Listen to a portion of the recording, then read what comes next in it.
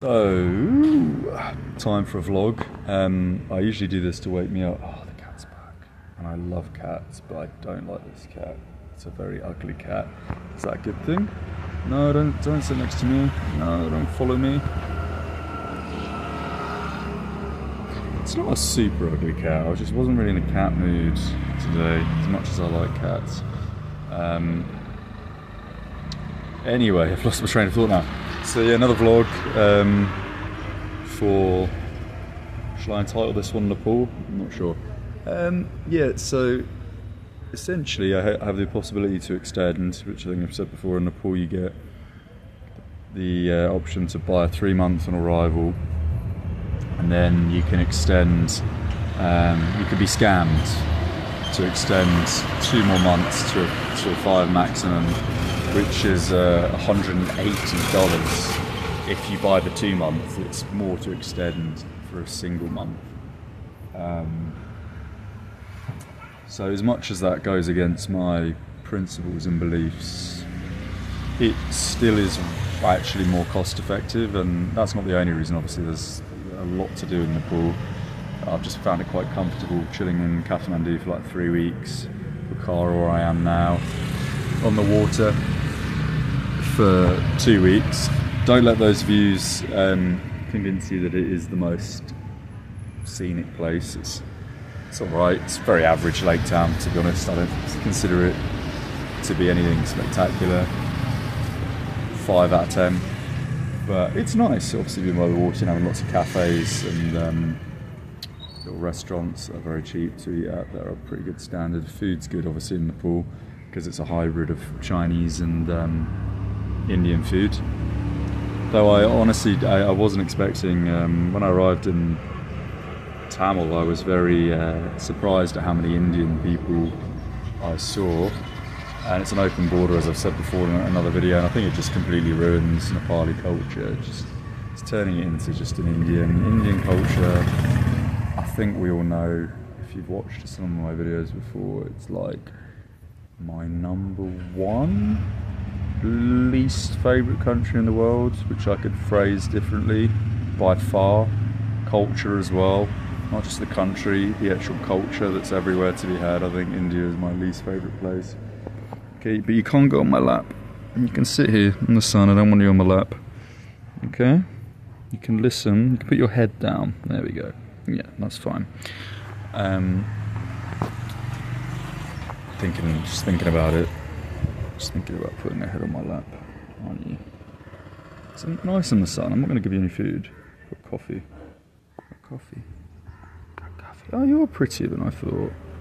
You're prettier. Yeah. Don't scratch me. At least you got cleanish paws. You're clawing me. No. Don't claw me. Okay. Ah, that fucking hurt as well. Hey, get the fuck off me. You're taking the piss. Oh, just fucking scratched me and she's probably got fucking all kinds of shit. Dirty stray cat. Right, that vlog's taking a turn for the worse. Don't fucking scratch. What the fuck is wrong with this cat? Jesus Christ. I've no problem slapping a cat, by the way. As much as I love cats, I would slap anything that is disrespectful. Anything. That is quite cute though, isn't it? Cleaning its ass with one. Oh, it's grim. I like, so the thing is, when I come across a cat that's disrespectful, it just pisses me off, because I like cats for a core fundamental reason that they are very respectful, clean creatures. So I think when you come across a slightly scruffy cat in terms of its behaviour, it undermines the entire population. Anyway, what was I saying? So Nepal, yeah, so probably extend. Then I think I'm going to go to Bangladesh, which I don't want to go to. I have no real interest. I don't think there's anything really to see in Bangladesh. But it's kind of on the route, and I don't want to ever come back to a part of the world where there's only a slightly underwhelming place to visit, just because obviously I wanted to visit every country in the world, and it just seems silly not to tick off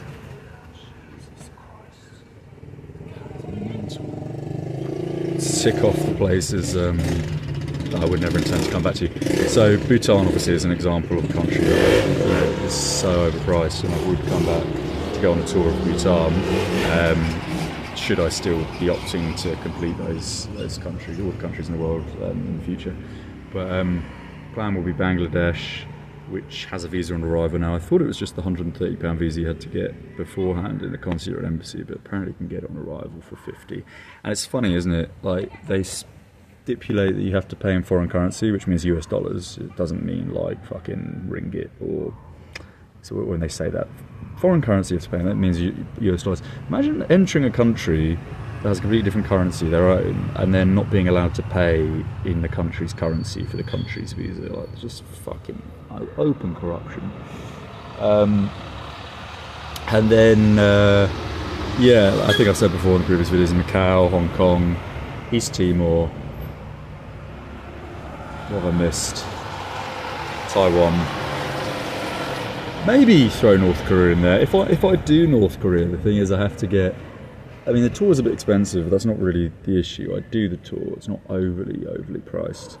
But then it's getting the Chinese visa, and I think I'd have to get a Chinese multiple entry visa, wouldn't I, to enter North Korea, because you buy the tour in Beijing, and then, yeah, so if I did that, I would go to Russia, up to Vladivostok, or do another attempt to get into Russia, which I think is still against their official policy. You have to apply in your country of origin. And I've stated before, this is all because the aim of the game is divide and conquer. There are no countries, there's no Ukraine war, there's no Iranian conflict. It's all controlled and governed by the same people. It's essentially a form of, you could argue, mechanised farming now, but it's rotational farming. People need to stop looking at themselves as being kind of above other animals and other creatures. The way global governance works is to shepherd people like sheep. People are sheep. People are the lowest animal in the chain from the perspective of those people that govern us. So they use us as they would use a sheep or an animal, a grazing, domesticated creature.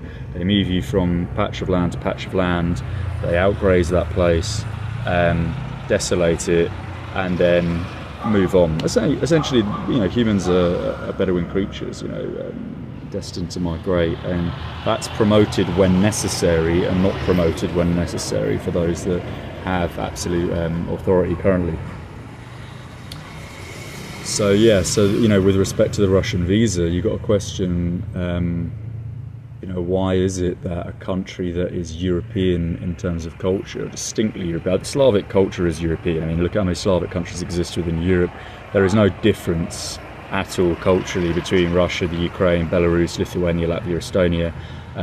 You could say, well, that's ridiculous, we have different languages, you know, slightly different foods. Yeah, there's slightly different foods in Kathmandu or New York or London or anywhere in the world. You know, you don't have to have your own country to have your own identity. There's different identities within each and every country. The point is that Russian culture is so similar to European culture in comparison to, say, Angolan culture or Guyanan culture or Nepalese culture or Chinese culture or whatever. And the reason that they make it so difficult for Europeans to visit Russia is because it would completely destroy the myth, the Fugazi storyline that they are somehow the East, the enemy, the alternative, just like China and other countries that fall within that remit, like Iran. And because, of course, you know, skin colour plays an important part in aligning people, culturally speaking, you know, the aesthetic value, when people look similar, it binds people, and the culture builds upon that. It's just another reason by which to keep those people perpetually secluded and kind of segregated from the rest of the Caucasian world. So that's what they do. They slice people down organic lines because it creates for more, allows for more division and more kind of decimation. And yeah, Russia is, like I said, it's just like any other country governed by the same centralised body. You know, there's loads of little examples that I've touched on before. You know, you have the YouTuber Bold and Bankrupt, who was always promoting the Soviet Union, always promoting, you know, Soviet-esque kind of visitations, you know, former Soviet bloc countries, Central Asian countries, etc., you know, as the kind of new place to be, new place to travel. And what did Russia do? Russia, obviously, the centralised Israeli-run cabal, they banned a guy that was promoting them, which makes absolutely no sense. You ban people promoting your own country because, of course, it's all, like I said, governed by the same people. They don't want people to realise that there are those similarities and that is a nice place to spend a holiday or go on a backpacking trip, because then again that binds people, it brings people close together, shared interests. Anyway, before I go on a rant about that, return to Nepal. So yeah, it's very comfortable, so I shall be spending a little bit more time. I don't really do stays for less than a week now as I'm getting older. It tends to get quite boring. When you don't have a time limit and the time is infinite, there really is no point dotting like you used to do in the old days as a kind of 19-year-old gap year backpacker from place to place, 2 days here, 1 day here, overnight bus. It's just too stressful and unnecessary. So I do generally do 7 days, or what I do is I do 5 days, and then it amounts to a week if there's a night bus there and a night bus out. So 7-day blocks in places essentially. So after this I'll be going down to Lumbini, which is apparently where Buddha derives from, and then from there to Chitwan, which is a safari place. I'm not doing a safari, I generally just spend my time reading books and being in a kind of comfortable place, doing a bit of admin, plotting where to go next. And to be honest, you learn more just from being in a place that's, having a kind of routine like most other people, seeing local places to eat, local places to visit, just walking around. Going on some cheap little nonsense rhino safari in the middle of Nepal is bollocks as far as I'm concerned. And if you want to go on a safari, why not just go to Africa, where it's, I guess, a little bit more grand. Then it will be approaching the New Year's, so back to Kathmandu for a week. I've got a climbing pass in Kathmandu that I've paid for, so it seems a shame not to utilise it a bit more. Then after that, I think I'll go to Everest to see it, not climb it obviously. It just seems like a bit of a shame to go to a place where the world's highest mountain is and not be 20 or so k's from it. And I think after that time we'll be running out, to be honest, because again, like I said, I like to spend a week in places. I'm going to go to Gorkha and Kaski.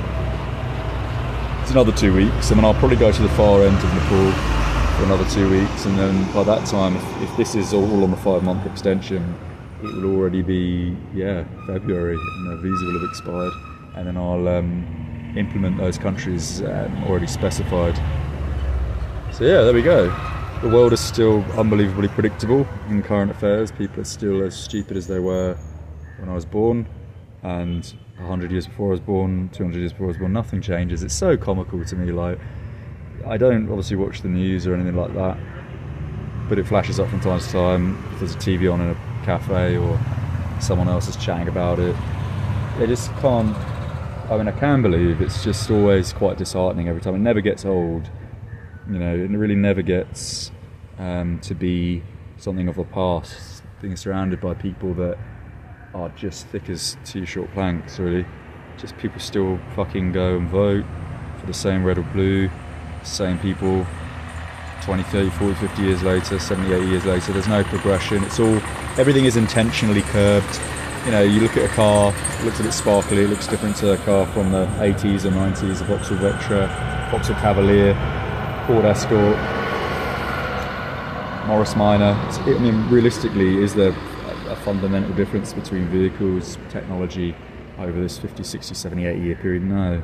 Everything is just curbed so people don't progress at the same level as the Almighty, or the self-proclaimed Almighty, which is the governing body, the clique of enlightened ones, deriving from a centralised cultural entity that aligns itself to Israel so openly. Every position of authority is a derivative of someone that is subscribed to directly or indirectly through blood, as they perceive that as the bind for their cultural identity. And they even changed a lot of the prominent characters have changed their identities, because it's just so obvious for anyone that has read a few books in life. Every single person on the pinnacle of the food chain is from that group. And there's an example, so the Oppenheimers. Is it the Oppenheimers? Yeah, it is the Oppenheimers. Not the guy that designed the atom bomb, though he's probably one of them as well. But richest family in all of Africa. Made their money from De Beers diamonds, essentially, minerals in South Africa and Rhodesia and former British colony. And of course, characters like that, they have to delete their history, aesthetically speaking, because otherwise people will start to say, oh look, it's really obvious, every single person's part of the same club. So of course they adopted Christianity, which makes absolutely no sense. How can you go from Judaism to Christianity? Judaism is the origin of Christianity, at least in standardized historical, understanding.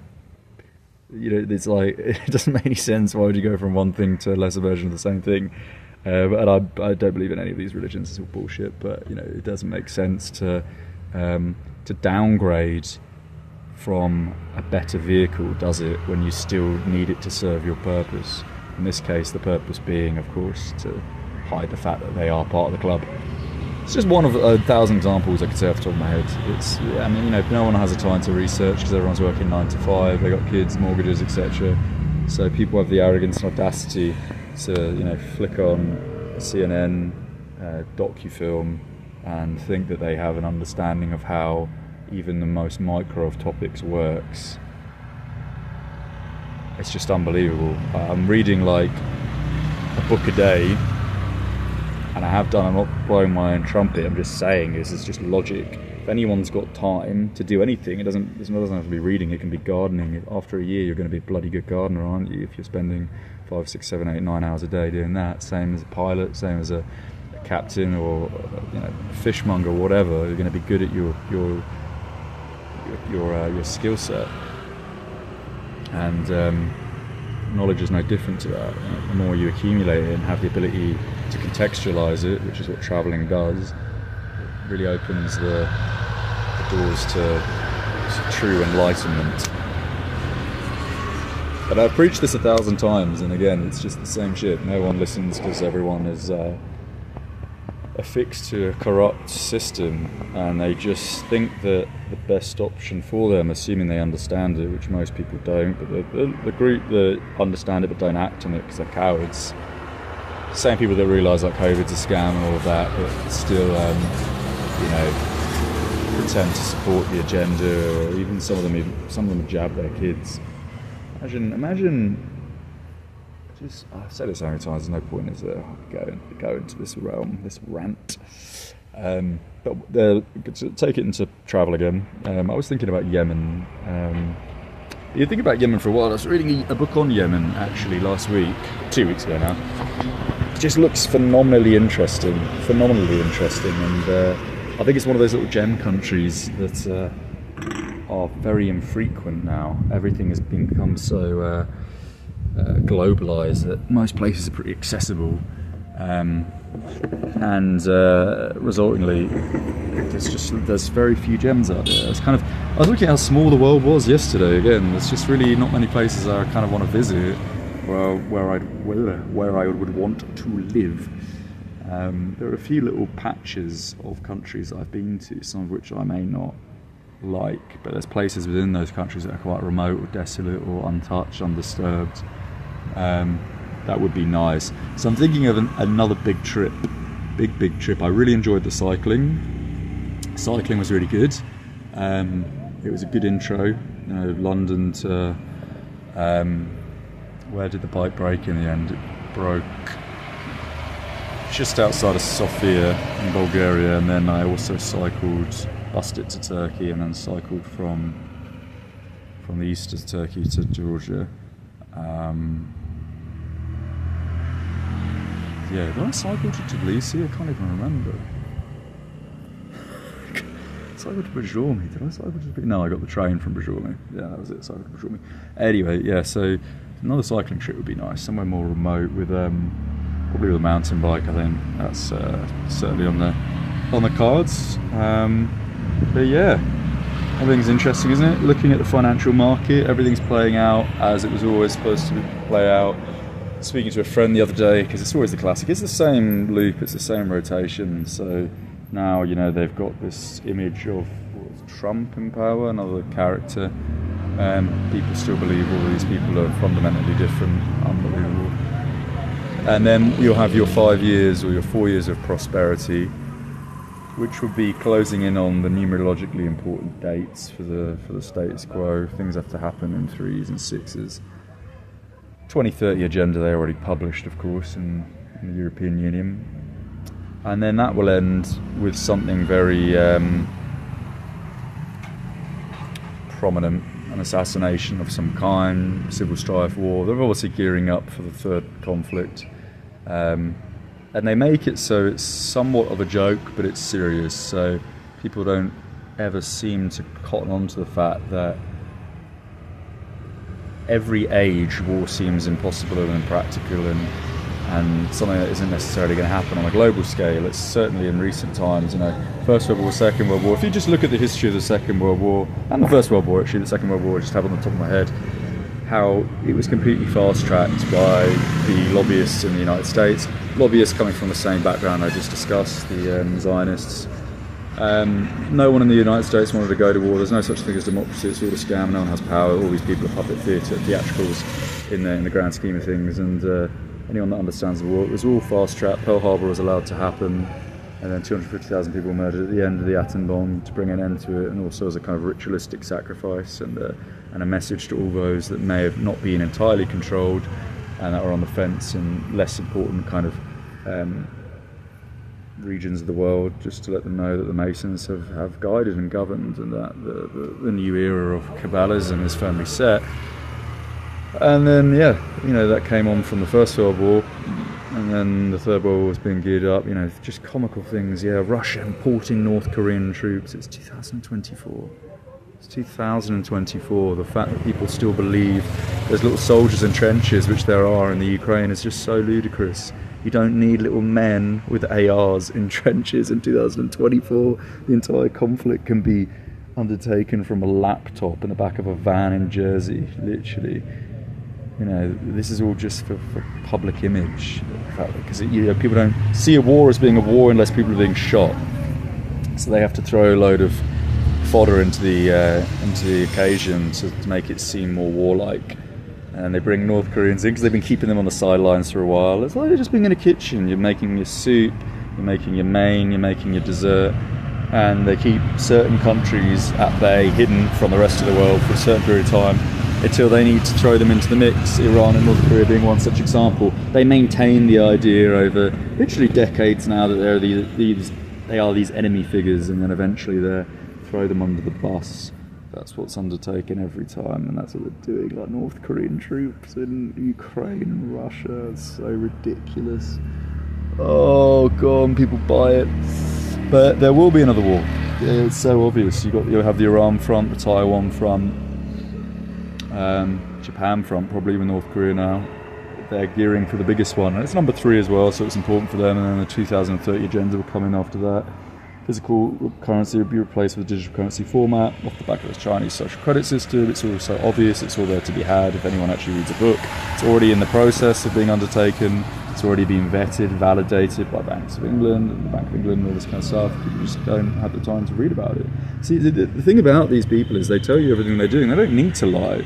For them it will be weak to lie. Because if you need to lie and you're in a position of authority, there's a level of fear or repercussions you'll have if truth is unveiled, and they have ultimate authority and ultimate power, and it would be undermining for them to have to lie, and frankly insulting to their agenda if they had to lie. So they don't lie. They tell everyone everything they're doing. It's just no one actually bothers to read. No one actually looks at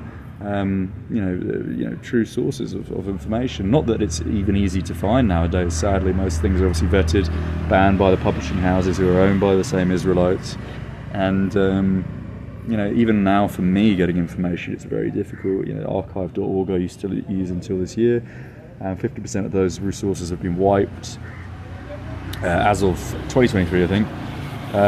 When just accessing the dark web and the deep web, it's a task, isn't it? Even for someone like myself, it has infinite time. If you're working and you've got kids and family to support, it's just not possible to gain. The best you can do is go on an Amazon Kindle and download some stuff, and you're never going to get you know, you're going to get something that's interesting to read, like a good fiction, but you're never going to get something that has real truth in it, because they ban all these books. They literally just, it flashed up on my Yahoo News, they banned a chef, Jamie Oliver, who's quite a prestigious chef, for those that don't know British cooking. He went to publish his book in Australia, a fictional book that he's written about an Aboriginal child, and they banned it for like racism, offending like the indigenous community. There's no fucking indigenous community. There's no such thing as an indigenous community. What determines indigenous? How many years? Because, you know, the indigenous community in Australia, they're not from Australia. Where do you think they came from? No, same as Madagascans. They're Malagasy. They're from Malaysia, going back like 500, 600, 700 years. Same with the Aztecs, the Incas, the Mayans. Modern day Mexicans are a mix of Spanish and so-called indigenous, and they themselves are from probably Asia. Like, how many years does it have to be before you are, you know, you are the original, of course? And of course, if you say that, if you're white, you know, if you say you are the original in Europe and you're white, you're indigenous white population, you're a racist, of course. But of course, if you're indigenous and you're brown and you're somewhere like India, that's totally fine. See, they you know, they mix it all up. They've always got division at hand, because they prey on people's intrinsic beliefs, and then they rebrand those beliefs as being offensive or justified based on what political narrative is to be splayed out there in the mass, in the public eyes. So yeah, it's one of those things. These videos always get to this, but yeah. There we go. I'll probably leave it at that, otherwise it'll go on forever. But I hope some people found some points there to be interesting. And if you haven't already, if you're still working, quit your job, leave. There's no reason to be fucking around. You know, life's too short. Stop pissing on yourself. Get out there and explore the world.